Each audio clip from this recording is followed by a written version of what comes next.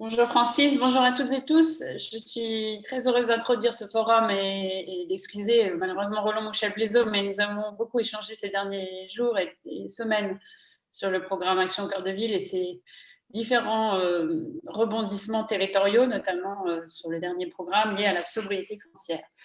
Je le remplace aujourd'hui pour l'introduction de ce forum numéro 5 de la saison 2 des forums des solutions, avec grand plaisir sur le thème des ressources locales et des projets durables. C'est le thème des circuits courts que nous avons essayé de mettre à l'honneur aujourd'hui. Je vous rappelle que le forum des solutions qui a été créé dans le sillage d'Action Cœur de Ville est le lieu de débat sur les réalisations réussies dans les cœurs de ville, et l'idée étant de montrer qu'il existe des projets et même des réalisations, des succès dans ces villes moyennes qui sont particulièrement exemplaires et qui peuvent inspirer évidemment l'ensemble des parties prenantes de ces cœurs de ville, qu'ils soient dans les 222 villes du programme Action Cœur de Ville, qu'ils soient désormais dans les villes du programme Petites Villes de demain, avec lesquelles nous travaillons également de concert, et pour montrer à toutes et tous qu'il se passe partout en France, sur le territoire, des réalisations exemplaires, en particulier en matière de transition écologique et énergétique. Ce sera le thème de nos débats d'aujourd'hui. Ces forums, on les a voulus assez divers, au sens où ils ont déjà évoqué les questions d'habitat, les questions de revitalisation de patrimoine, les questions de végétalisation des centres-villes. Et on souhaite aussi qu'ils parlent des centres-villes différemment, c'est-à-dire, ce sera le cas aujourd'hui, y compris en ce qu'ils représentent pour leur territoire. Et c'est vraiment le thème d'aujourd'hui que de parler du territoire dans lesquels ces villes-centres et ces villes moyennes se découvrent et se retrouvent des ressources qu'elles connaissaient.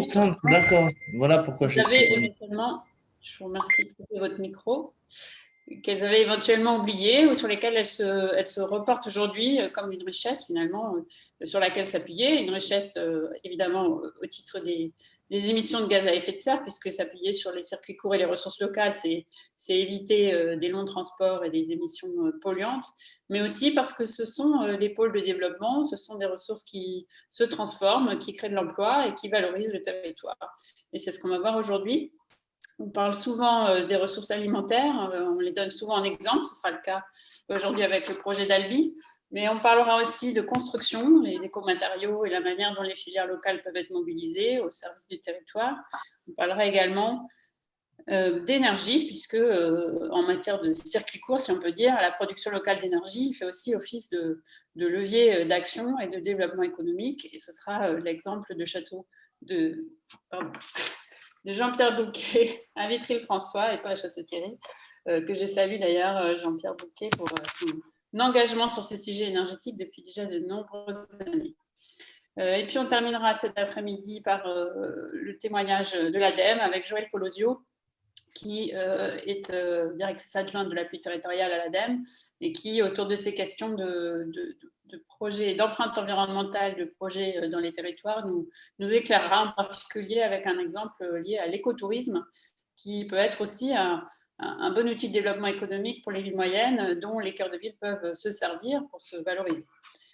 Sans être plus longue, je laisse la parole rapidement à Francis Rambert, notre partenaire de la Cité de l'Architecture et du Patrimoine, qui traditionnellement accueille ces forums des solutions. Donc, en ce moment, on est dans une période où il est plus compliqué de faire des réunions présentielles, mais on a hâte de les retrouver.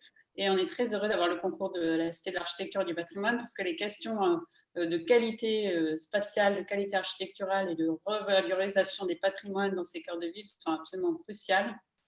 Et on espère, avec ces nombreux exemples des forums des solutions, pouvoir le démontrer et le rendre possible, parce qu'on connaît les difficultés que peuvent parfois présenter des projets de revalorisation qui sont plus complexes, voire plus coûteux. Mais les réalisations réussies qu'on va vous présenter nous permettent de croire que non seulement c'est possible, mais c'est souhaitable, y compris pour préserver les surfaces agricoles et alimentaires dont on va nous parler aujourd'hui. Francis ? Merci Hélène, bonjour à tous et à toutes. Je serai extrêmement bref parce qu'en fait, déjà, Hélène a très bien cadré le sujet. Je voudrais simplement témoigner de l'engagement des architectes sur ce terrain, justement, des écomatériaux et du biosourcé, hein, qui, de plus en plus, les passionnent dans leurs recherches et dans leurs expérimentations locales. Donc, voilà, je veux dire que là aussi, les jeunes architectes sont beaucoup là-dedans et dans les écoles aussi. Donc là, il y a un mouvement qui se passe et c'est très satisfaisant. Donc, je vais tout de suite passer la parole à Monsieur Julien Bonsens, quel joli nom, pour justement parler de ces sujets des filières locales et de matériaux biosourcés.